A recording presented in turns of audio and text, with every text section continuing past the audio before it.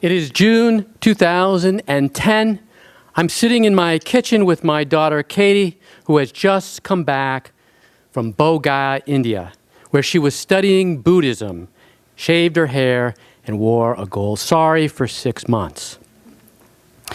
And as we're talking and I'm learning about her adventure, a small moth lands on the wall next to me. I roll up this magazine that I have, and I just smash it, and it falls to the floor. And Katie is immediately enraged. She stands up.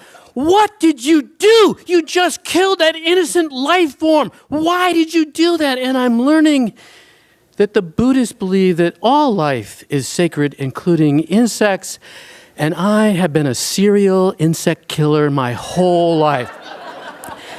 And I'm really starting to questioning all those tuition payments I've made to Colby College.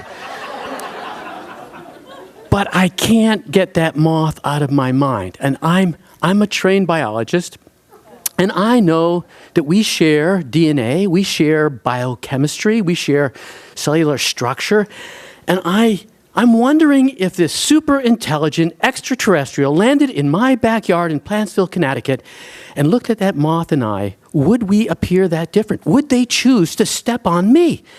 And so I make the decision that I am going to find wayward insects in my home. I'm going to capture them and I bring them outside and let them go. And I call it my catch and release program. And over the next few years, I developed techniques for different types of insects. So when a moth comes in, I let it land on the wall, put my hand over it, get the other hand underneath, bring it outside, let it go. Bees are a little more hostile. You open up the door, you get a couple of frying pans, you don't actually catch them, you kind of herd them out the door. And my favorites are ladybugs. Ladybugs, you just put your hand next, they crawl right up on you, you walk outside, you touch them in the butt, and they fly off. So I'm really proud of what I've done, and I tell Katie about it, so she'll be proud of me. And she is. So 2 months ago, mid-July, kind of toward bedtime, I walk in the kitchen and I see a carpenter ant. A carpenter ant. This is the first carpenter ant in the catch and release program. I'm excited. So I go to pick that carpenter ant up and it just takes off and it's zigging and zagging and I can't get in front of it and it makes it to the kitchen cabinets and it's gone. I say, okay, I'll get it next time. It probably went back outside. So about 30 minutes later, on my way to bed, there the ant is again on the kitchen floor. Although it looks a little smaller this time, but this time I properly anticipate its move. I get in front of it, I snag it, and toss it outside. I have perfected the catch and release program for carpenter ants. I go to bed. Next morning, I get up, I come down to the kitchen, and there's a carpenter ant on the counter and 4 more on the floor. And it takes me about 10 minutes to track them down, catch them, and get them outside. And meanwhile, my wife, Jean, comes down to the kitchen and she says to me, by the way, I found 3 more in the living room. And you know, my neat freak brother and his family are coming from Seattle and they are staying at our house tomorrow night. I want no ants in this house. Now, I'm a guy, but I can read the emotion in that statement. And I realize I need to do something, so I do go look in the living room, but I can't find them. They must have made their own way outside. We eat breakfast, and then we go out and do about 5 hours of chores getting ready for her brother. We come back, it's mid-afternoon, I open up the door leading to our kitchen, to our house, and there are carpenter ants everywhere, hundreds of them, all over the counter, all over the house. And I realize immediately that this is not a catch and release situation.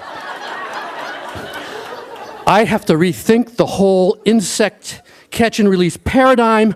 I have to figure out how I can pull carpenter ants out and justify it. I am having an existential crisis. And then I realize they're not just wandering in my house. They're coming in en masse. They're invading. They're trying to take over. And I realize this is war. And I'm going to escalate immediately to weapons of mass destruction. specifically chemical weapons. And I do this knowing full well that there will be collateral damage, and I may be even to my little ladybugs. But I jump in the car, I go to my local chemical weapons dealer, Ace Hardware, and I buy everything. The gel baits, the gel traps, the indoor sprays, the outdoor sprays, and that toxic white powder you spread all around your foundation. And I came home and put it down everywhere. And then I tap danced on all those ants, killed as many as I could, and went to bed. Next morning I get up, come downstairs, and do a survey. And most of the ants I see are dead. The ones that are alive are lying on their side and doing that little doggy paddle that they do.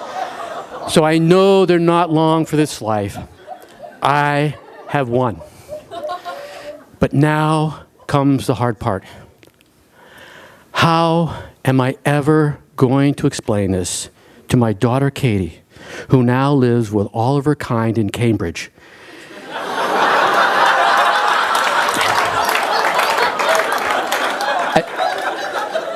And somehow explain to her how easy it was for me to give up on my principles for a practical end, and that I am not a reformed insect serial killer, but I have committed insect genocide.